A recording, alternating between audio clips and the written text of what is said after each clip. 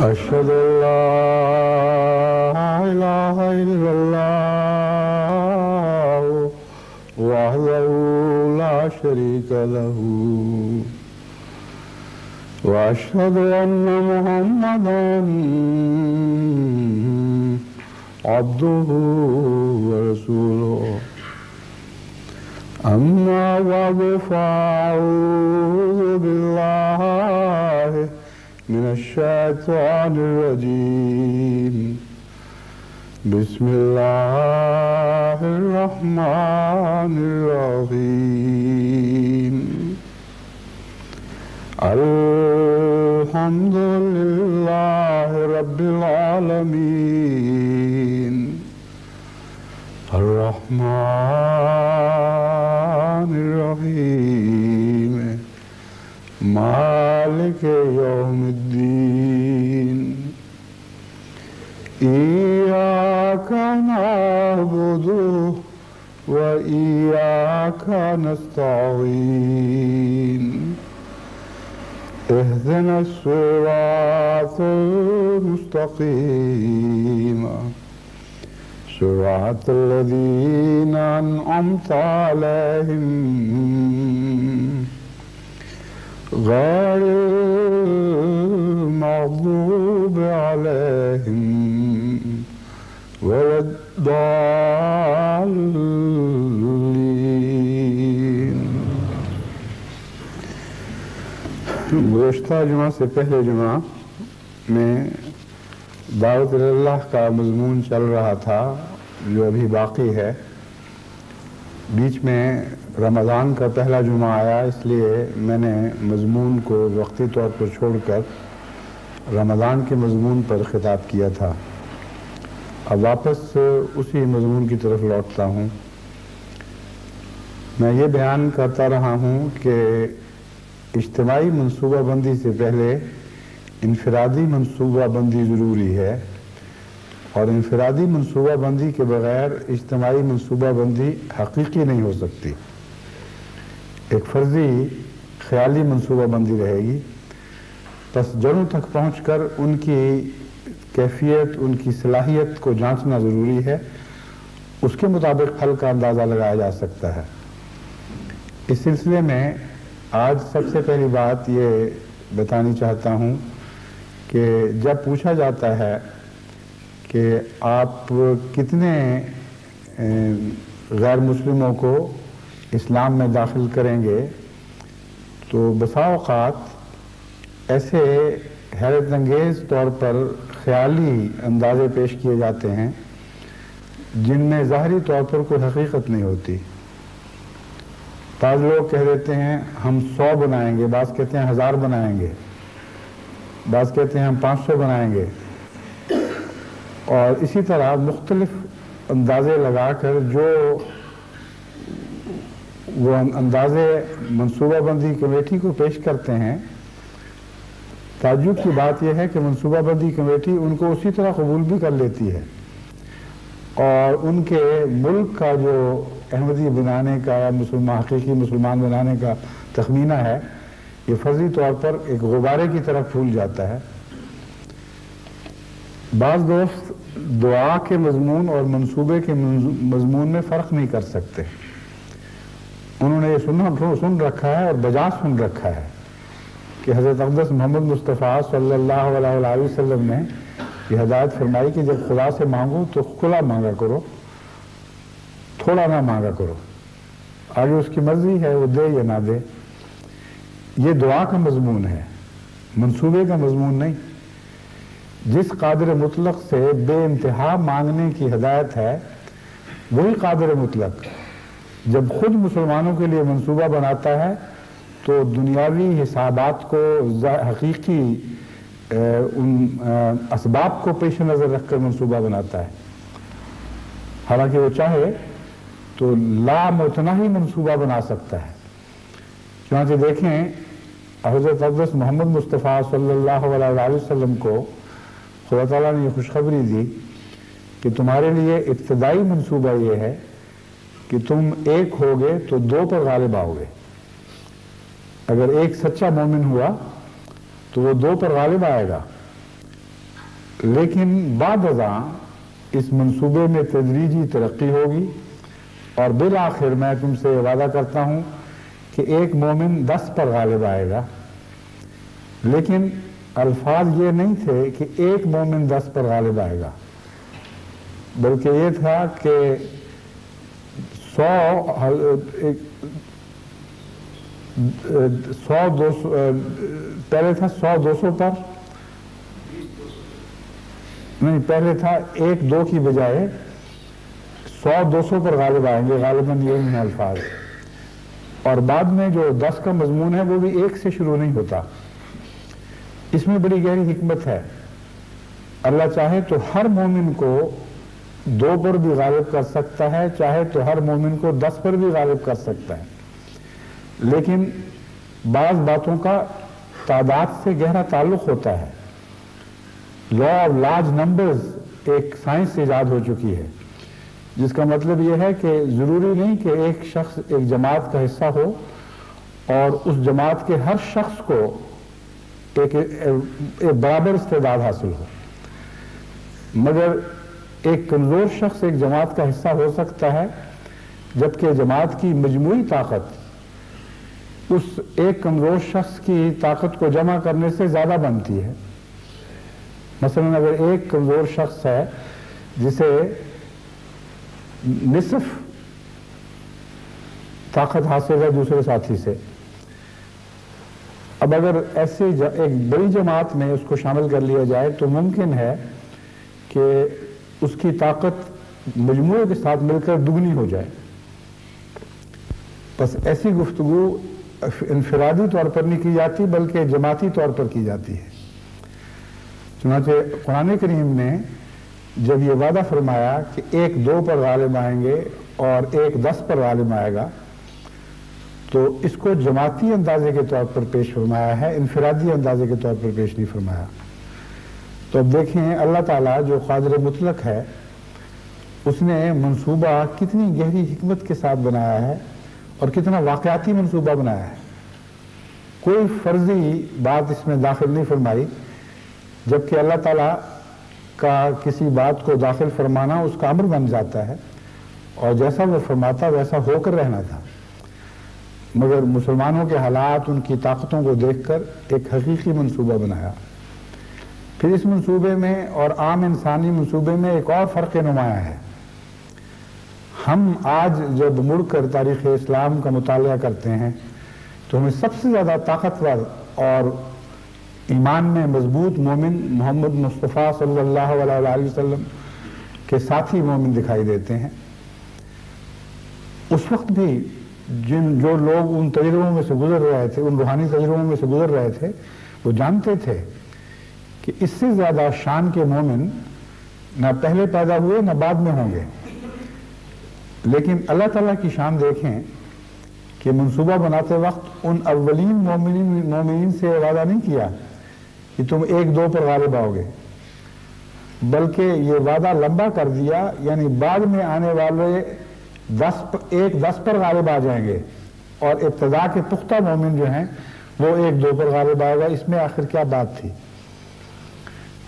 انسانی منصوبے کے لحاظ سے کچھ غلط ہو گیا ہے، لیکن الہی منصوبہ چونکہ لازماً درست ہوتا ہے، اس لیے خدا تعالیٰ نے گہرے نفسیاتی حالات پر غور فرما کر یہ منصوبہ پیش کیا. ابتدا میں جب مومن دوسرے اپنے غیر سے ٹکراتا ہے تو غیر کو مومن کا تجربہ نہیں ہوتا، اس لیے غیر کا حوصلہ بڑا ہوتا ہے اور مومن کی اصل طاقت کو نہیں سمجھتا، اس لیے زیادہ زور کے ساتھ اور اپنے لحاظ سے یقین کے ساتھ مومن سے مقابلہ کرتا ہے کہ میں اس کو شکست دے لوں گا. لیکن جوں جوں مومن کا روب بڑھتا جاتا ہے اسی نسبت سے غیر کی مقابلے کی طاقت کمزور ہوتی چلی جاتی ہے. بس حضرت محمد مصطفیٰ صلی اللہ علیہ وسلم کے ابتدائی ساتھیوں کا روب تھا، جب وہ قائم ہوا تو اس نے بعد میں آنے والوں کو بھی عظیم طاقتیں عطا کر دیں. حضرت عمر رضی اللہ تعالیٰ عنہ کے زمانے میں یا بعد کے زمانوں میں جو آپ عظیم الشان فتوحات دیکھتے ہیں، تھوڑے بہتوں پر غالب آ گئے، یہ ان کا کمال نہیں تھا، بلکہ الہی منصوبے میں یہ بات داخل تھی کہ حضرت محمد مصطفیٰ صلی اللہ علیہ وسلم کے ساتھی مومنوں کی شان جوں جوں ظاہر ہوتی چلی جائے گی، غیروں پر روب پڑتا چلا جائے گا اور اپنوں میں مزید حوصلہ پیدا ہوتا چلا جائے گا، مزید یقین پیدا ہوتا چلا جائے گا۔ بس دیکھیں الہی منصوبہ کتنا واقعاتی، کتنا حقیقی ہے، اور خدا تعالیٰ نے اپنی قدرت کاملہ کے مضمون کو اس منصوبے میں داخل نہیں فرمایا۔ بس مومن جب منصوبہ بناتا ہے تو دعا کے مضمون کے ساتھ کیوں منصوبے کا اختلاط کرتا ہے؟ اللہ سے اس کے رنگ سیکھنے چاہیے۔ منصوبہ خالصتاً حقیقی ہونا چاہیے، واقعاتی ہونا چاہیے۔ چنانچہ وہ لوگ جو لکھ دیتے ہیں کہ جی ہم نے 100 بنانے ہیں، پھر سارا سال پینک میں بڑے سخت گھبراہٹ میں خط لکھتے ہیں کہ اتنے مہینے رہ گئے ابھی تک ایک بھی نہیں بنا، اتنے ہفتے رہ گئے ابھی تک ایک بھی نہیں بنا۔ خدا کے لیے دعا کریں۔ دعا اپنی جگہ ہے، اس کا ایک الگ مضمون، الگ دائرہ ہے، منصوبہ ایک الگ چیز ہے۔ اگر منصوبہ آپ خدا کے رنگ میں رنگین ہو کر نہیں بنائیں گے تو وہ دعا جو خدا کے رنگ سے الگ دعا کی جاتی ہے اس میں بھی طاقت پیدا نہیں ہوگی۔ منصوبہ حقیقی بنائیں، پھر اس کو دعاؤں سے طاقت دیں، پھر دیکھیں وہ منصوبہ کیسے کیسے رنگ دکھاتا ہے۔ ایک صاحب ہیں جو جن کے 2 قسم کے کام ہیں، ایک دنیاوی کام ہے، اس میں بھی وہ ایک منصوبہ بناتے ہیں، ایک تبلیغی منصوبہ ہے۔ جو دنیاوی منصوبہ ہے اس کے متعلق وہ لکھتے ہیں کہ میرا یہ منصوبہ ہے کہ یہ تجارت یہاں تک پہنچ جائے، اور جو تبلیغی منصوبہ ہے وہ یہ ہے کہ 100 احمدی میں سال میں بناؤں۔ گزشتہ 7-8 سال سے میرا تجربہ ہے کہ ہر سال ان کا دنیاوی منصوبہ کامیاب ہو جاتا ہے اور روحانی منصوبہ ناکام ہو جاتا ہے۔ میں یہ نہیں کہتا کہ ان کی نیت میں فطور ہے، میں یہ نہیں کہتا کہ وہ اس طرف توجہ کم دیتے ہیں اور زیادہ سنجیدگی سے اپنے دنیاوی منصوبے کی طرف متوجہ ہیں۔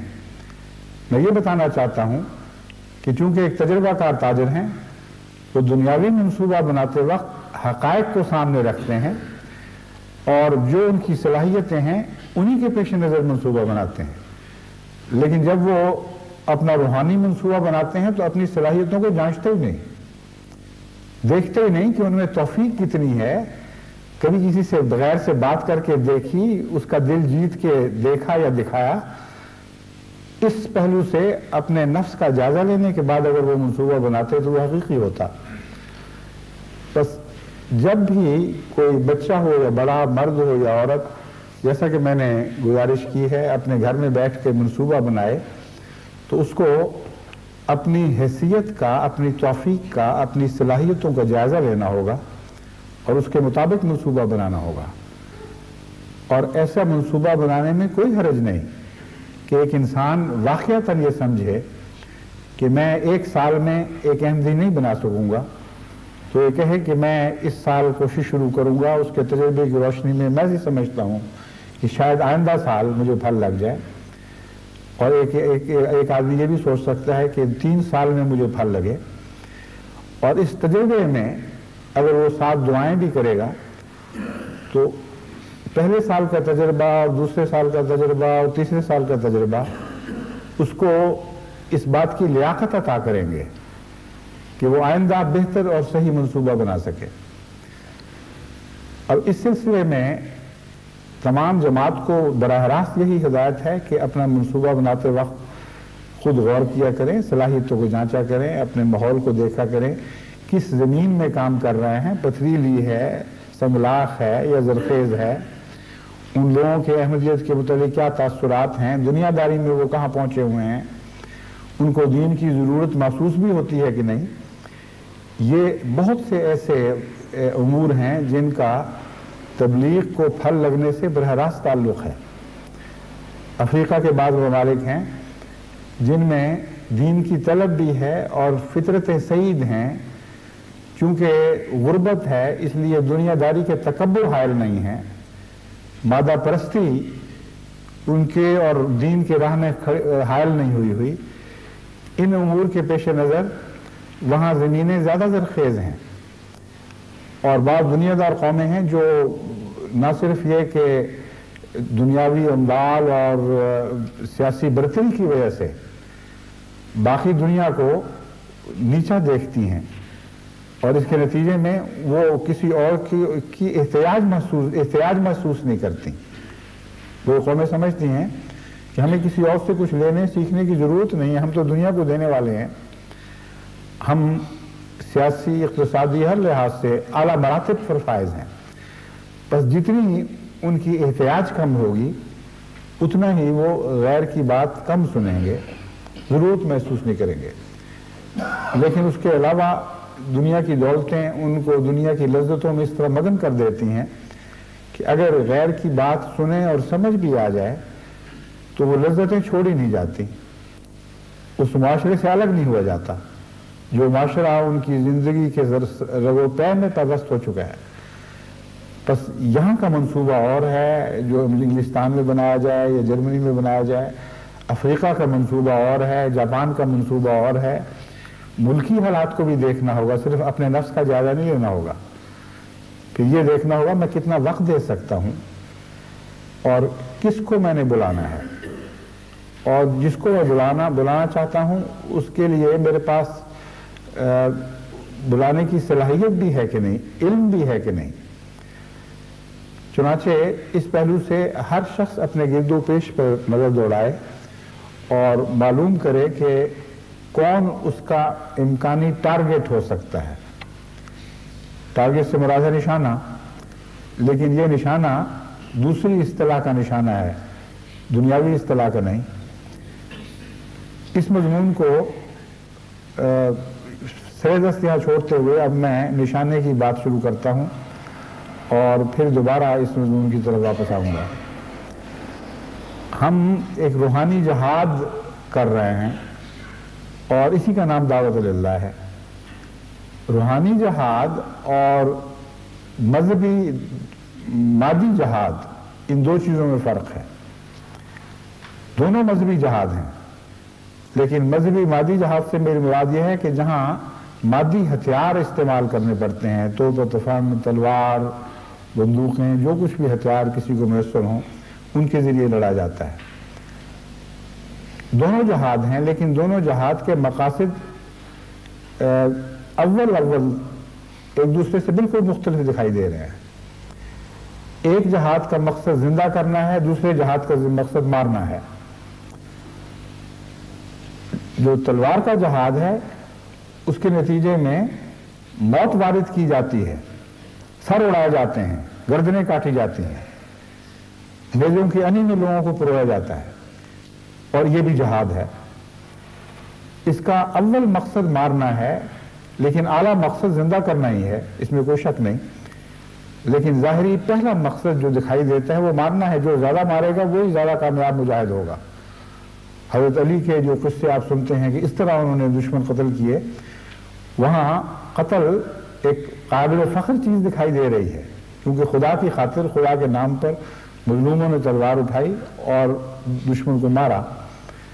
लेकिन रूहानी जहाद जो हम कर रहे हैं इसका मज़मून बिल्कुल मुख्तलिफ है, यानी अव्वल मज़मून, और वो है जिंदा करना, मुर्दों को ज़िंदगी अता करना।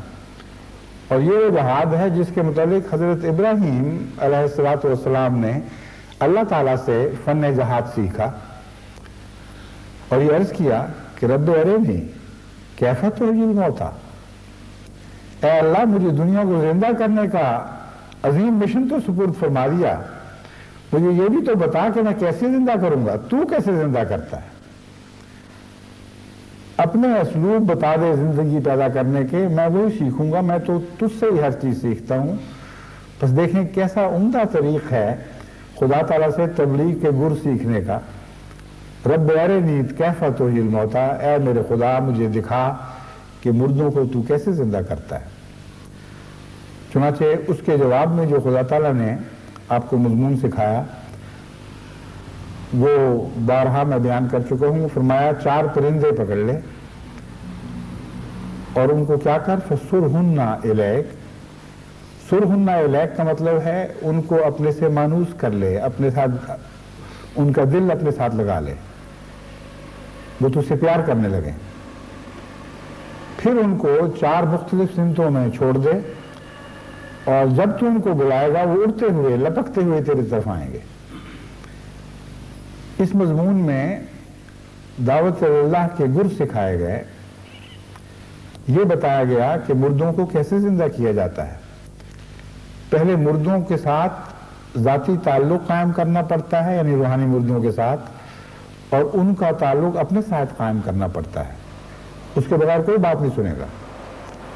بس وہ قومیں جو متکبر قومیں ہیں، ان میں بھی جب آپ منصوبہ بنائیں تو منصوبہ بناتے وقت پہلے اپنی صلاحیت کا بھی جائزہ لیں کہ آپ نے اپنے ساتھ کسی کو لگانے کی کتنی توفیق ہے۔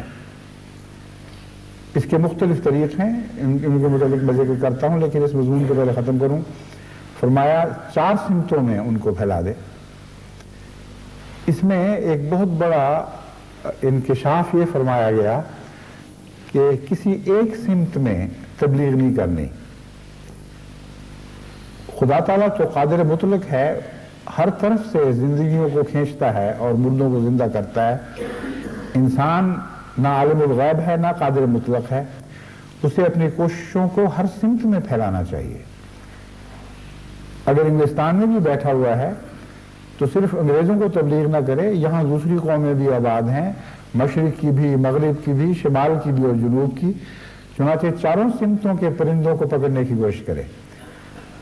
اور جہاں جہاں بھی وہ تبلیغ کے لیے جاتا ہے، وہاں ضروری نہیں کہ ہر رنگ اور ہر نسل کے آدمی اس کو میسر ہوں، لیکن ہر مزاج کے آدمی میسر ہوتے ہیں، اور مزاج کے اعتبار سے بھی کوئی شمال سے تعلق رکھتا ہے، کوئی جنوب سے، کوئی مشرق سے، کوئی مغرب سے، ہر مزاج کے انسان ہر قوم میں میسر آتے ہیں۔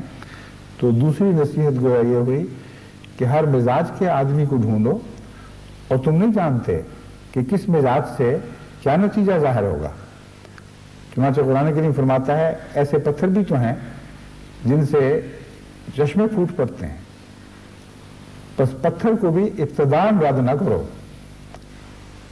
اس پر زور لگاؤ، کوشش کرو، اور جب تم دعا کر کے ساتھ مناسب کوشش کرو گے تو بعید نہیں کہ پتھر سے بھی رحمت کے چشمے پھوٹ پڑیں۔ تو چاروں طرف تبلیغ کرنا، ہر قسم کے مزاج کے آدمی کی تلاش رکھنا، ان پہ کوشش کرنا، اور پھر ان کو اپنے ساتھ مانوس کر لینا۔ یہاں ایک اور امر بھی قابل توجہ ہے کہ وہ لوگ جو مانوس نہیں ہوتے ان سے مسلسل سر ٹکرانا اس منصوبے کے خلاف ہے جو خدا تعالیٰ نے حضرت ابراہیم کو سکھایا۔ بعض لوگ اس خیال سے کہ پتھر سے بھی تو سر چشمے پھوٹتے ہیں، بعض ایسے آدمیوں پر اپنا وقت ضائع کرتے چلے جاتے ہیں جن کے دل کی سختی ان کے پیار اور محبت سے نرم نہیں پڑتی،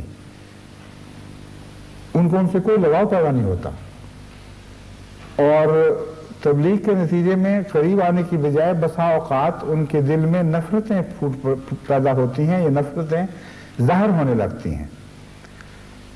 اور یہ تجربہ بھی بسا اوقات میرے سامنے احمدیوں نے بیان کیا ہے کہ بعض دوست دیکھنے میں بہت اچھے، بہت شریف و نفس، بڑا تعلق رکھنے والے تھے، جب ان کو تبلیغ شروع کی گئی تو اندر سے ایسی نفرتوں کے لاوے ابلے ہیں کہ ہم حیران رہ گئے کہ یہ شخص ان نفرتوں کو اندر پال رہا تھا اور ظاہری طور پر ہم سے اچھے تعلقات رکھتا تھا۔ تو تبلیغ کے نتیجے میں یہ معلوم ہوگا کہ پتھر کی حقیقت کیا ہے۔ کیا یہ وہ پتھر ہے جس کا ذکر وقودها الناس والحجارہ میں ہے کہ یہ وہ جہنم کے ایندھن ہیں جس میں انسان بھی ہیں اور پتھر دل انسان خاص طور پر ہیں؟ تو سوال یہ ہے کہ پتھر کی حقیقت معلوم کرنے کے بعد پھر اس پر وقت ضائع کرنا یہ اس منصوبے کی روح کے منافی ہے۔ جو پرندہ مانوس نہ ہو اس پر اس کا اطلاق ہی نہیں ہوتا۔ بعض کو آپ مانوس کر لیتے ہیں لیکن ممولے کو مانوس نہیں کر سکتے، اور جتنے بھی لوگ پرندے پالتے ہیں ان میں نے آج تک ممولے کو پالتے کسی کو نہیں دیکھا، لیکن بعض پال جاتے ہیں۔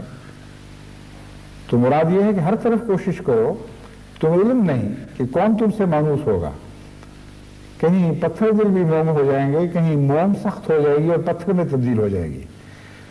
اس لیے چاروں طرف ہاتھ مارو لیکن جلد جائزہ لو کہ کون اس لائق ہے کہ اس پر تمہارا وقت صرف ہو اور تمہاری توجہ اس پہ نتیجہ خیز ثابت ہو۔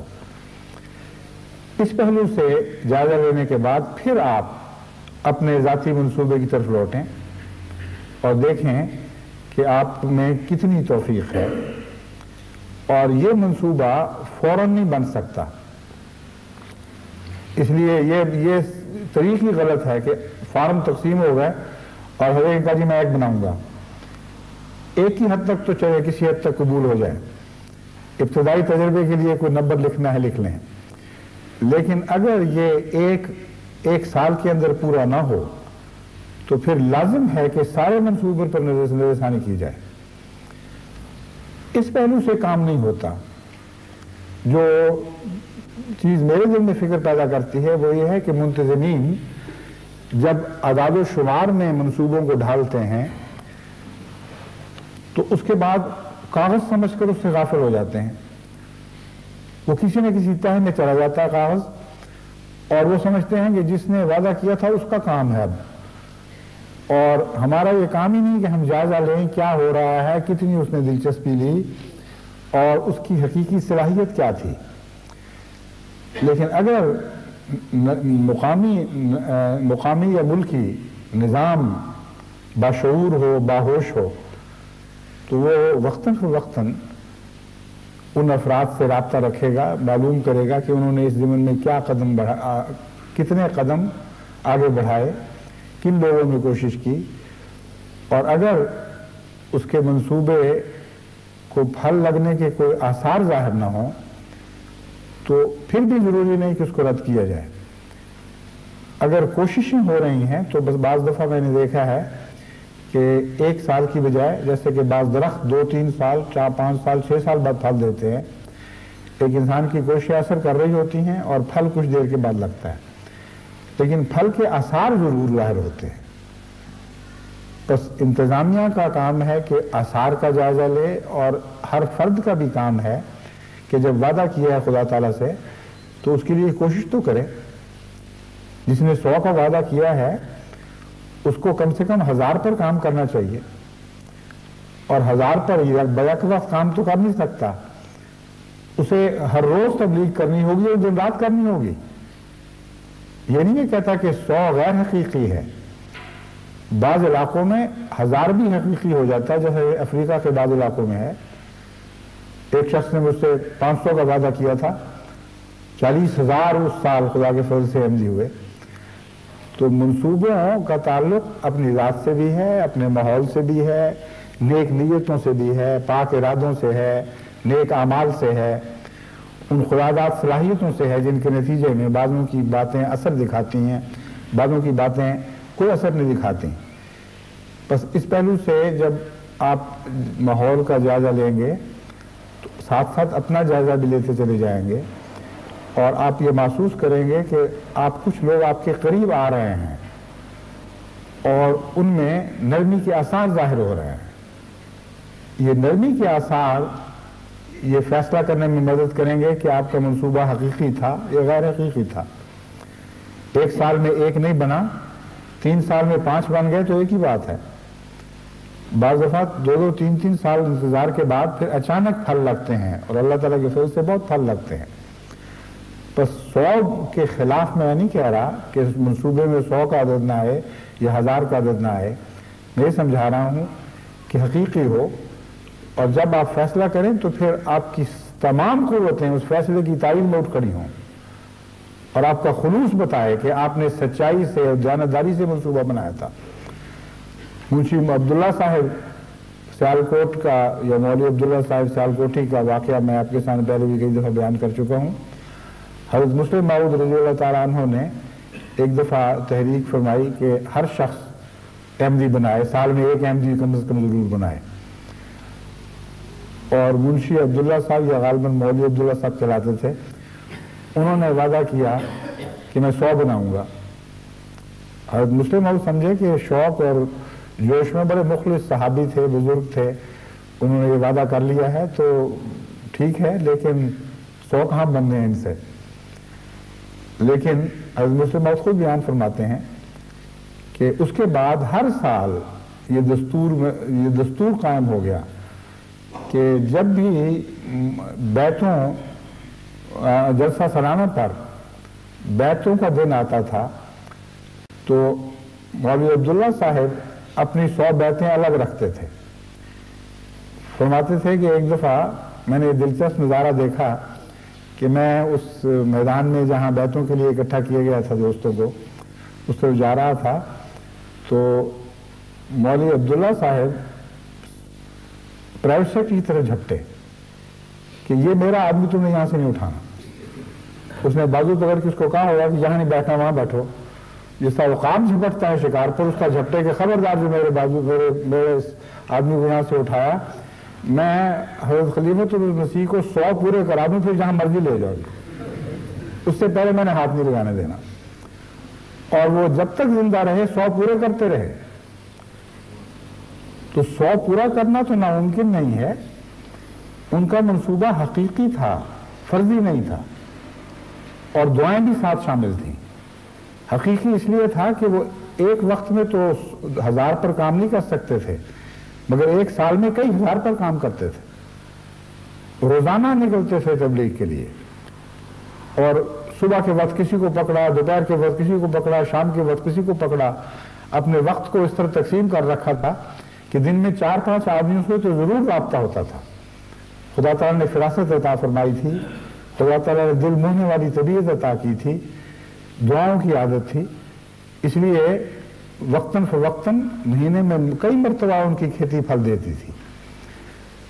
بس اس قسم کا منصوبہ ہو جو حقیقی بھی ہو اور اگر وقتی طور پر حقیقی نہ بھی دکھائی دے تو اتنا مخلصانہ ہو کہ آپ کی تمام صلاحیتیں اس کی تائید میں جاگ پڑیں, اٹھ کھڑی ہوں, اس کی تائید میں دن رات لگ جائیں اور خدا سے یہ عہد کریں کہ میں نے فرضی منصوبہ نہیں بنایا, میں نے اپنی اندرونی صلاحیتوں کا اندازہ لگا کر زیادہ سے زیادہ منصوبہ بنا دیا ہے. اب تو میری مدد فرما, اور دن رات اگر محنت بھی کرے گا, دعائیں بھی کرے گا تو اللہ تعالیٰ اسے ضرور پورا کر دے گا. پھر منصوبے کے ساتھ اس کے تفصیلی عوامل کو دیکھنا چاہیے جو تبلیغ پر اثر انداز ہوتے ہیں, اور ہر ملک کے عوامل مختلف ہیں. بعض باتیں ایسی ہیں جن سے وقتی طور پر تبلیغ میں مدد ملتی ہے لیکن بالآخر وہ نقصان دہ ثابت ہوتی ہیں, ان سے پرہیز ضروری ہے. بعض باتیں بظاہر وقتی طور پر فائدہ نہیں دیتی لیکن بالآخر فائدہ دیتی ہیں, ان کو اختیار کرنا ضروری ہے. بس تبلیغی منصوبہ کوئی بازیچہ اطفال نہیں ہے کہ ایک دم بیٹھے ہوئے منصوبہ بن جائے. جو بھی منصوبہ بنائے گا وہ ابتدا میں تو اپنی توفیق کے مطابق جو بھی بنتا ہے بنائے, لیکن جو باتیں میں سمجھا رہا ہوں ان کو پیش نظر ضرور رکھے ورنہ اس کو نقصان ہوگا. اب حضرت نوح نے جب تبلیغ شروع کی تو جتنے طریق ممکن تھے ان سب طریق کو اختیار کیا, اور ایک موقع پر آپ یہ فرماتے ہیں کہ میں تمہیں یہ تو نہیں کہتا کہ میرے پاس خدا تعالیٰ کے خزائن ہیں. اب یہ کیوں کہا گیا؟ اس لیے کہ بہت سے لوگ دنیا کی لالچ میں ایک دین کو قبول کر لیا کرتے ہیں, اور کئی احمدی بھی اپنی نادانی میں ایسے وعدے کر دیتے ہیں جن کے نتیجے میں لوگوں کے دل میں طلب بڑی بیدار ہو جاتی ہے.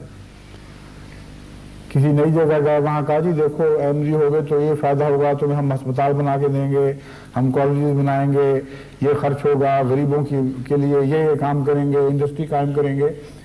یہ وعدے وہ اپنے طور سے ان سے کرنے شروع کر دیتے ہیں, اور غالباً چونکہ انہوں نے یہ سوونیئر دیکھے ہیں کہ افریقہ میں کیا ہو رہا ہے, فلاں ملک میں کیا ہو رہا ہے, فلاں ملک میں کیا ہو رہا ہے, اس کی وجہ سے وہ سمجھتے ہیں کہ جب ہم یہ باتیں کریں گے تو لوگ جلدی ہماری طرف مائل ہوں گے. لیکن یہ بھول جاتے ہیں کہ وہ ہسپتالوں کی طرف مائل ہوتے ہیں, اسکولوں کی طرف ہوتے ہیں, اقتصادی فوائد کی طرف ہوتے ہیں, خدا کی طرف نہیں ہوتے. تو حضرت نوح نے وہ آپ آیات پڑھیں تو آپ حیران ہو گئے کس طرح کھول کھول کر بتا دیا ہے. اور جہاں فائدہ کی لالچ دی ہے وہاں اس رنگ میں دی ہے کہ اس کا انسان کی ذات سے کوئی تعلق ہی نہیں ہے۔ فرمایا اگر تم سچائی کو قبول کر لو گے تو خدا آسمان سے ایسی بارشیں برسائے گا جو تمہارے لیے مفید ہوں گی اور تمہاری اقتصادی حالت میں ایک حیرت انگیز تبدیلی پیدا کر دیں گی۔ زمین پہلے سے بڑھ کر اگائے گی اور بہت ہی زیادہ تمہیں اقتصادی فوائد حاصل ہوں گے۔ یہ نہیں فرمایا کہ میں تمہیں دوں گا یا ہماری جماعتی کوششوں سے تمہاری اقتصادی حالت بہتر ہوگی۔ بس ہم جب خدمت کی باتیں کرتے ہیں تو تبلیغ کی غرض سے لوگوں کے دل جیتنے کے لیے ان کو لالچ نہیں دے رہے ہوتے۔ یہ جماعت کا مزاج ہے کہ اس نے خدمت کرنی ہے اور اس مزاج کو دنیا سے روشناس کروایا جاتا ہے، لیکن براہ راست وعدہ دے کر کہ ہم یہ کریں گے تمہارے لیے، تم بھی ہماری طرف آ جاؤ، یہ تبلیغ کا طریق اختیار کرنا گمراہی ہے۔ اس کا قرآن کریم کے بیان کردہ طریق سے کوئی تعلق نہیں ہے۔ ہاں جو ایمان لے آتے ہیں ان کی تعلیف کا مضمون الگ ہے اور ان کی تعلیف کا مضمون قرآن کریم میں کھلا کھلا بیان ہوا ہے۔ بس تبلیغ کرتے وقت جب آپ تبشیر سے کام لیں گے تو یاد رکھیں کہ یہ تبشیر خدا کے حوالے سے ہونی چاہیے اور گزشتہ زمانوں کی قوموں کی تاریخ کے حوالے سے ہونی چاہیے، نہ کہ اپنی طرف سے ان سے ایسے وعدے کیے جائیں کہ جن کے نتیجے میں ان میں حرص و ہوا بیدار ہو اور دنیا کی لالچ کے نتیجے میں وہ دین کو قبول کرنے والے ہوں۔ بس تبلیغی منصوبے میں بہت ہی باریک باتیں پیش نظر رکھنی پڑتی ہیں، احتیاطیں پیش نظر رکھنی پڑتی ہیں، لیکن 100 باتوں کی ایک بات یہ ہے کہ اگر آپ تقوی پر قائم رہیں تو پھر اللہ کے فضل سے آپ کا تبلیغی منصوبہ غلط نہیں ہو سکتا۔ تقوی ایک عجیب مضمون ہے جو زندگی کے ہر دائرے پر حاوی ہے اور اس کے نتیجے میں آپ کے منصوبے کے اس وقت بھی اصلاح ہو رہی ہوتی ہے جب آپ بنا رہے ہوتے ہیں، اور اس وقت بھی اصلاح ہو رہی ہوتی ہے جب وہ اس پر عمل پیرا ہوتے ہیں۔ اور تقوی آپ کو ساتھ ساتھ روشنی دیتا ہے، ابتدا کی روشنی نہیں ہے بلکہ اور نہ یہ انتہا کی روشنی ہے، یہ ایسی روشنی ہے جو ساتھ ساتھ چلتی ہے، جیسے اندھیرے میں کوئی روشن ٹارچ لے کر سفر کر رہا ہو۔ بس تقوی کو پیش نظر رکھ کر اگر آپ تبلیغی منصوبہ بنائیں تو آپ کے اندر بہت ہی حیرت انگیز نفسیاتی تبدیلیاں پیدا ہوں گی۔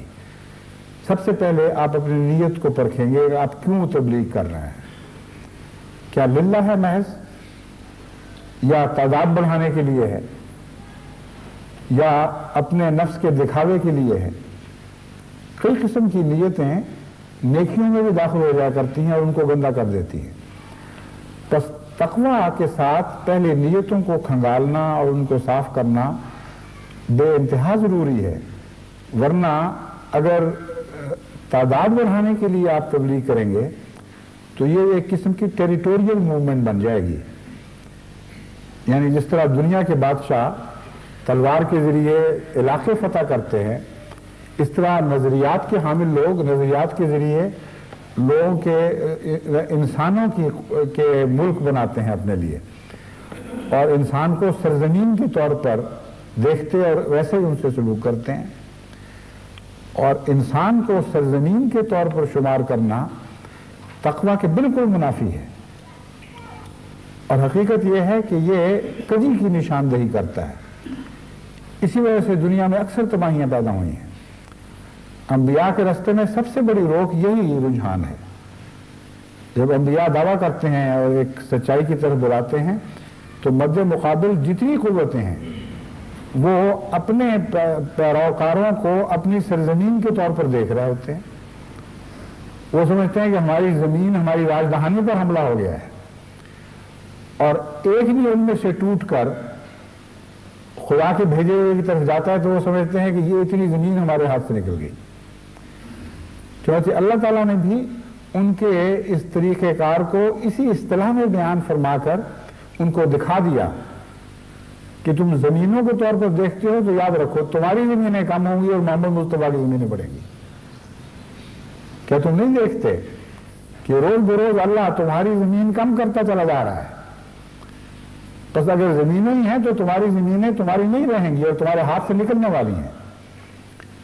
مگر یہ نہیں فرمایا کہ محمد مصطفیٰ اپنی زمین بڑھا رہے ہیں، اس لیے کہ آپ ان کو اپنی زمین کے طور پر دیکھتے ہی نہیں تھے.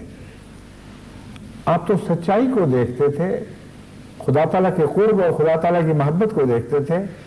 اب یہ چاہتے تھے کہ خدا کا قرب بڑھے، خدا کی محبت بڑھے، سچائی پھیلے، اخلاق اور اعمال میں پاک تبدیلیاں پیدا ہوں.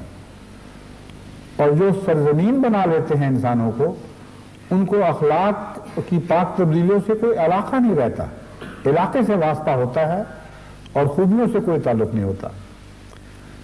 بس یہ ایک بہت ہی احتیاط کا مضمون ہے جس کا تبلیغی منصوبے سے گہرا تعلق ہے. اگر آپ نے اس کو صحیح نہ سمجھا اور تعداد بڑھانے کی خاطر آپ نے تبلیغیں کی تو آپ کی تبلیغ بھی بے برکت ہو جائے گی، اور خطرہ ہے کہ جماعت کا رخ بدل جائے اور اس میں مولویانہ رنگ پیدا ہونے شروع ہو جائیں. اس وقت جماعت کا سب سے بڑا مسئلہ مولویوں کا یہی ٹیڑھا رجحان ہے، یا پادریوں کا یہ ٹیڑھا رجحان ہے، یا پنڈتوں کا یہ ٹیڑھا رجحان ہے. انہوں نے خدا کی مخلوق کو اپنی سرزمین بنا رکھا ہے اور یہ دیکھتے ہیں کہ یہ زمین کم نہ ہو جائے. اور خدا کی زمین، سرزمین کم ہوتی ہے تو بد اخلاقی کی وجہ سے کم ہو رہی ہوتی ہے. بس جس زمین کے وہ مالک ہیں اس کے اخلاق کی ان کو کوئی پرواہ نہیں. وہ جتنے مرضی گرتے چلے جائیں، خواہ انسان کے، حیوان اور حیوان کے بھی بدترین حیوان بن جائیں، نہ ملا کو فکر ہے، نہ پنڈت کو فکر ہے، نہ پادری کو فکر ہے. وہ یہ کہتا ہے کہ میرے پیروکار اتنے ہی رہیں یا بڑھ جائیں. اب پاکستان میں دیکھ لیجئے کیا ہو رہا ہے. کثرت کے ساتھ مولوی بظاہر اسلامی جہاد میں مصروف ہے، ایک دوسرے کے فرقے کے خلاف اسلامی جہاد میں مصروف ہے، سیاستدان کے خلاف اسلامی جہاد میں مصروف ہے، جماعت احمدیہ کے خلاف اسلامی جہاد میں مصروف ہے. اگر نہیں مصروف تو اسلامی تعلیم کے جہاد میں مصروف نہیں ہے.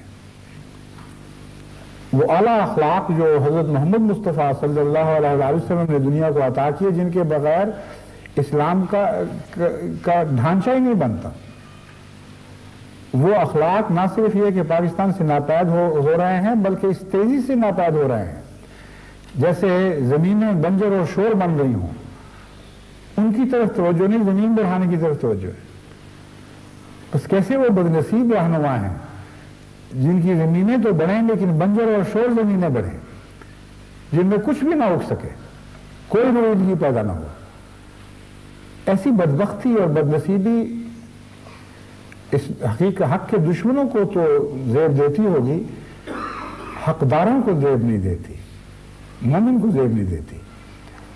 اس لیے اپنے اعلیٰ مقصد کے طور پر ہمیشہ خدا اور خدا والوں کو مضمون پیش نظر رکھا کریں. دعوت اللہ ہے، دعوت احمدیت نہیں ہے، دعوت الاسلام بھی نہیں ہے، دعوت اللہ ہے. اور اسی مضمون کا لقب خدا تعالیٰ نے حضرت صلی اللہ علیہ وسلم کو عطا فرمایا کہ تو کو اللہ کی طرف بلانے والا ہے. تو جب اللہ کی طرف بلانے والا ہے تو ہمیشہ پیش نظر یہ ہو کہ خدا کی زمین بڑھے، اور اللہ کی زمین بڑھتی ہے ان اخلاق حسنہ کے پھیلانے سے جو خدا والوں کے اخلاق ہوتے ہیں، سچائی کے پھیلانے سے بڑھتی ہے. بس آپ کا خالصتاً مقصد اللہ کی طرف دعوت دینا ہے اور یہی مقصد پیش نظر رہنا چاہیے. تعداد خود بخود اس کے اندر داخل ہوتی ہے. جب خدا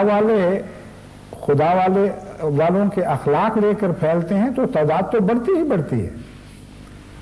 یہ کیسے ہو سکتا ہے کہ ایک صفت بغیر موصوف کے موجود ہو؟ ان دو چیزوں کو ایک دوسرے سے الگ نہیں کیا جا سکتا. جب خدا والی صفات بڑھیں گی تو وہ انسان بھی تو ہونے چاہیے جو خدا والی صفات لے کر ساتھ بڑھتے ہیں. بس یہ دو باتیں یہاں ایک دوسرے کے ساتھ الجھ کر بظاہر ایک دوسرے میں مدغم ہو جاتی ہیں، لیکن نیت میں فرق جو ہے وہ بہت ہی ضروری ہے.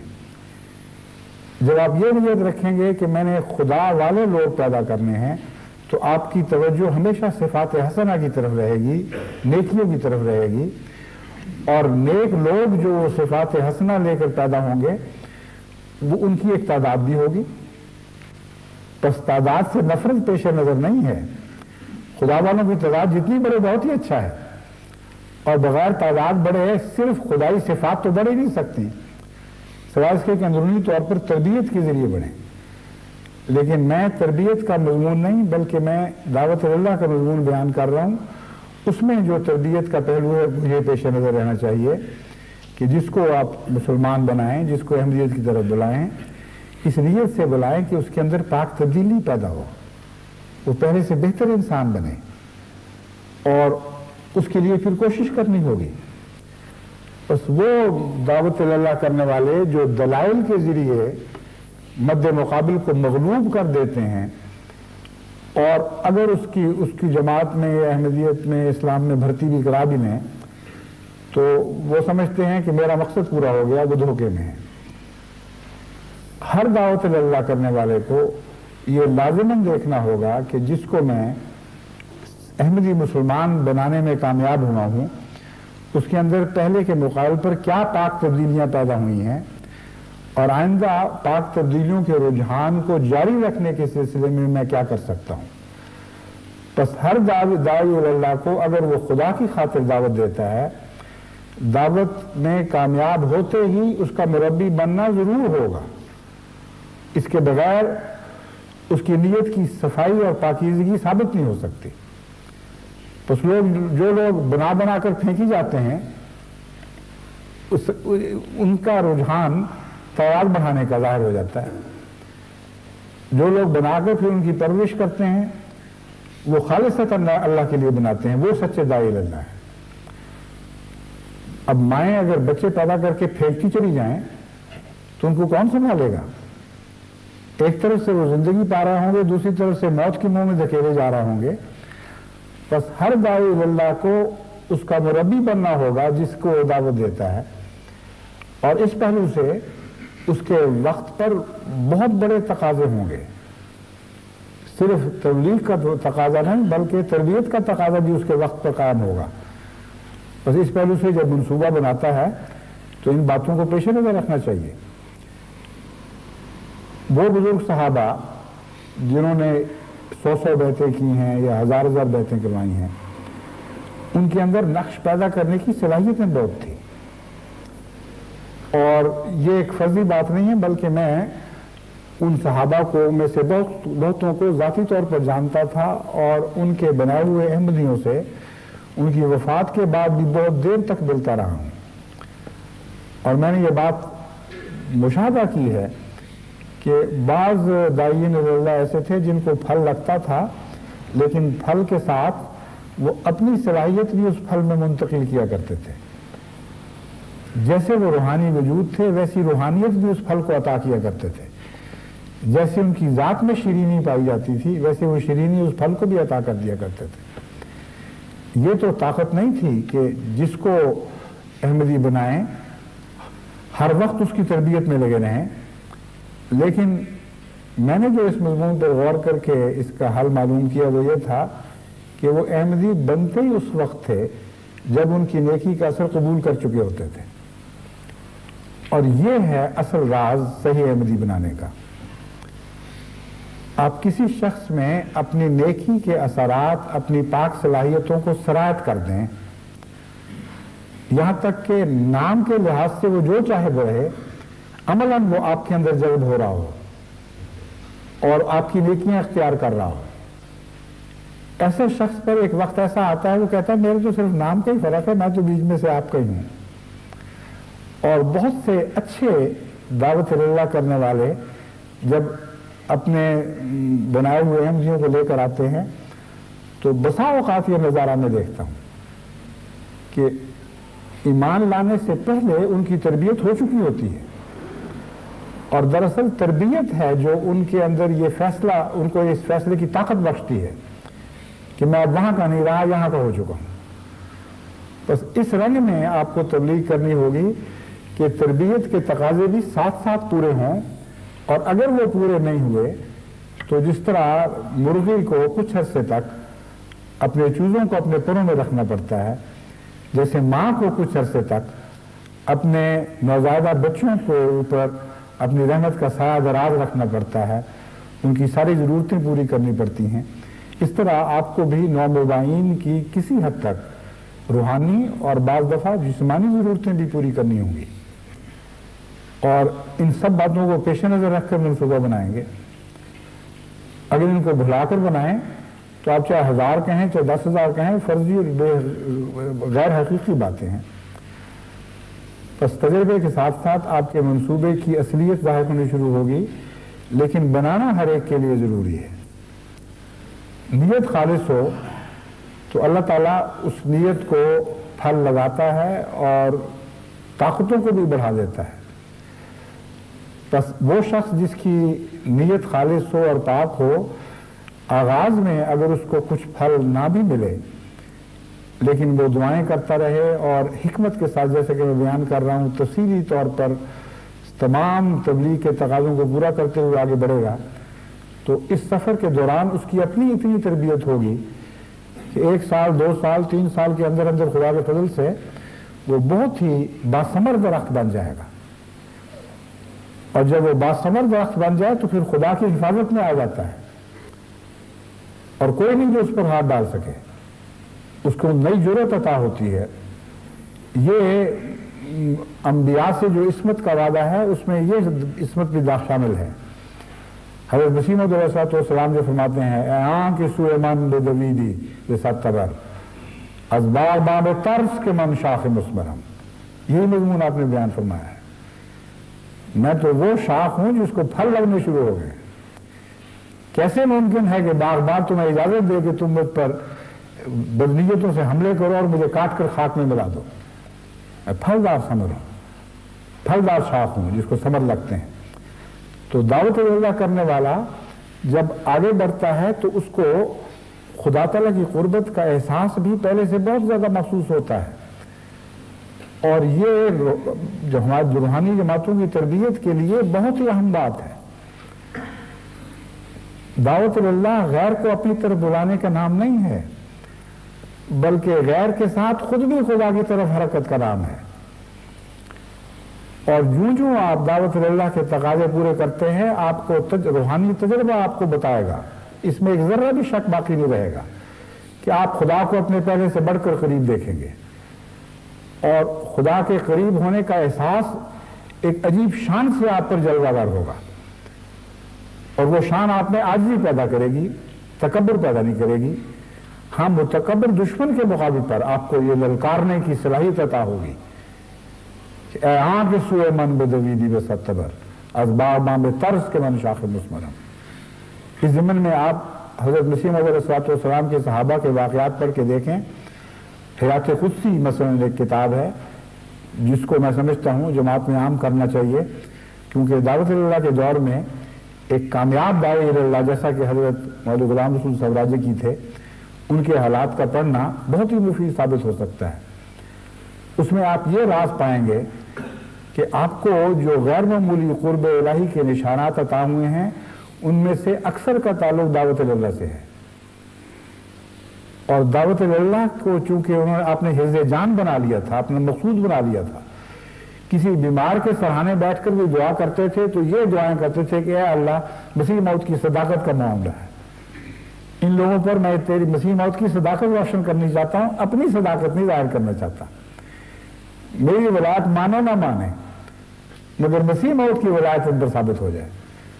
کیونکہ نیت دعوت اللہ کی ہوتی تھی، اس لیے مردے جی اٹھتے تھے، ایسے بیمار خدا کے فضل سے شفا یاب ہو جاتے تھے جن کے متعلق بظاہر کوئی صحت کی امید باقی نہیں رہتی تھی، اور اس کے علاوہ بھی کثرت سے معجزے آپ کی ذات سے ظاہر ہوئے، لیکن ان پر آپ غور کر کے دیکھ لیں، آپ کو ان معجزوں کی تہ میں دعوت اللہ کی سچی روح دکھائی دے گی۔ بس آپ کی قوت قدسیہ کے نتیجے میں دعوت اللہ زندہ نہیں ہوئی، دعوت اللہ کے نتیجے میں آپ کی قوت قدسیہ زندہ ہوئی ہے۔ آپ نے دعوت کو زندہ نہیں کیا، دعوت نے آپ کو زندہ کیا، اور آپ میں سے ہر ایک کو دعوت اللہ زندہ کر سکتی ہے۔ ہر شخص اگر دعوت اللہ کے مضمون کو سمجھ کر اس کے حق ادا کرے گا تو ہر شخص ولی بننے کی صلاحیت رکھتا ہے. دعوت غیروں کو ہی خدا کے قریب نہیں کرے گی بلکہ آپ کو خدا کے قریب تر کرتی چلی جائے گی. اور جماعت میں کثرت سے اولیاء اللہ پیدا ہوں گے جن کی خاطر خدا عظیم نشان دکھائے گا، اور ہر جگہ دنیا میں یہ نشان دکھا رہا ہے. کثرت سے مجھے خدا تعالیٰ کے فضل سے ایسے اطلاعات ملتی ہیں کہ کوئی عام احمدی جس کو نہ علم ہے زیادہ، نہ کبھی وہ نیکوں میں شمار ہوا، سادہ سا عام آدمی ہے، لیکن دعوت اللہ کی برکت سے وہ خدا کے قریب ہونے لگا اور اس کی باتوں میں اعجاز پیدا ہو گیا. اس کے دعاوی کو خدا تعالیٰ نے قبول فرمایا اور اس کی تائید میں آسمانی ہوائیں چلائیں. بس آپ دعوت اللہ کے لیے تیار ہوں، اٹھ کھڑے ہوں، منصوبے حقیقی بنائیں، راز سیکھیں دعوت کے ان سے جنہوں نے کامیاب دعوتیں کی ہوئی ہیں. ابراہیمی صفات اختیار کریں جو خدا تعالیٰ نے آپ کو عطا فرمائی تھیں، اور وہ راز سیکھیں جو خدا تعالیٰ نے خود آپ کو بتلائے تھے. پھر حضرت مسیح موعود علیہ السلام کے کامیاب دعوت اللہ کرنے والے صحابہ کی زندگیوں پر نظر ڈالیں، ان کا مطالعہ کریں، اور جماعتوں کو چاہیے کہ ان ایسے واقعات کو کثرت کے ساتھ اپنے اخبارات میں شائع کریں، یہ چھوٹے چھوٹے مضامین کی صورت میں لوگوں تک پہنچائیں. آج جو دعوت اللہ کے تجربے ہو رہے ہیں ان کو کثرت کے ساتھ احباب جماعت کے سامنے لانا بھی تمام ملکوں کی جماعتوں کا فرض ہے. اپنے اپنے ملک کی سطح پر بھی ایسا کریں. جو غیر معمولی اثر کرنے والے واقعات ہیں، آنکھیں کھولنے والے واقعات ہیں، ان کو دوسرے ممالک میں بھی بھجوائیں، ان کے رسالوں میں بھی شائع ہوں. ایک ماحول پیدا ہوگا، ایک فضا بنے گی، ایک موسم ظاہر ہوگا، اور یہ موسم پھلوں، دعوت اللہ کے پھلوں کا موسم بن جائے گا. بس اللہ تعالیٰ ہمیں توفیق عطا فرمائے، اور اس رمضان مبارک کی دعاؤں میں خاص طور پر اپنے لیے دعا کریں کہ اللہ تعالیٰ آپ کو کامیاب داعی اللہ بنائے، اور دوسروں کو خدا کی طرف بلانے کی برکت سے آپ بھی بڑی قوت کے ساتھ خدا کی طرف کھینچے جائیں اور خدا کے ہو جائیں. اور یہی سب سے بڑا پھل اور سب سے بڑی جزا ہے جو دعوت اللہ کے نتیجے میں آپ کو عطا ہوگی. اللہ تعالیٰ ہمیں اس کی توفیق عطا فرمائے.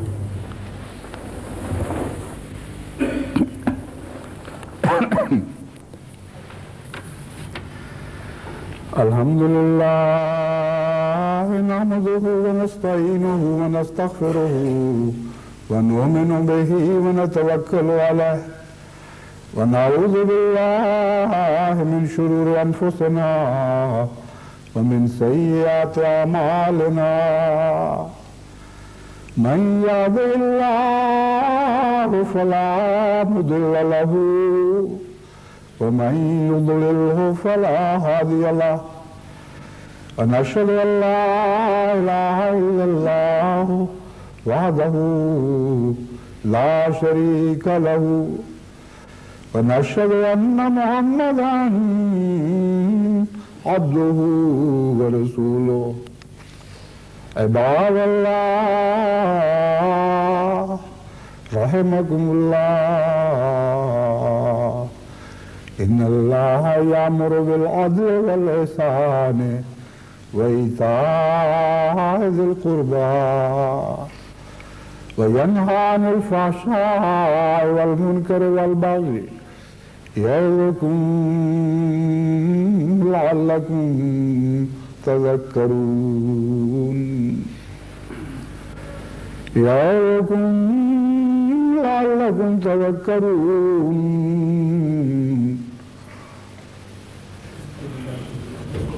فاذكروا الله يذكركم وادعوه يستجب لكم ولذكر الله أكبر.